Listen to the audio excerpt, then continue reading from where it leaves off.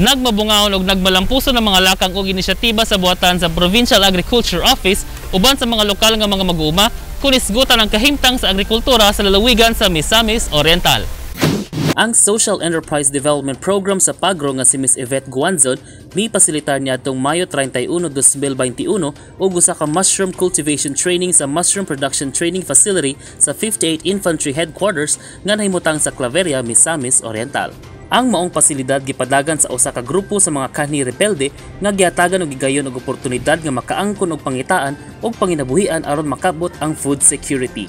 Kini usa ka hands-on nga pagbansay nga gihimo sa madasigon nga trainer sa paghimo og uhong kun mushroom nga si Ms. Gladys Barbosa nga naghisgot sa kamahinungdanon niini sa agrikultura og nutrisyon. Dungan sa kalihukan, iyang giperform ang mga lakang sa paghimo og produksyon sa mushroom. Sa dugang kalambuan, mibisita usab si Ms. Barbosa kauban ng mga kawani sa Pagro dito sa Mopad Sea aron bisitahon ang mga giproposing area alang sa mushroom production.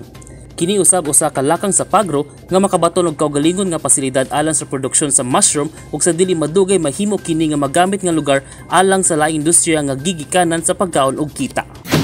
Ang mga lakang og inisyatiba sa Pagro dili mahimo kung wala ang suporta ni Governor Bambi Mano sa pagpagaan sa sektor sa agrikultura sa probinsya.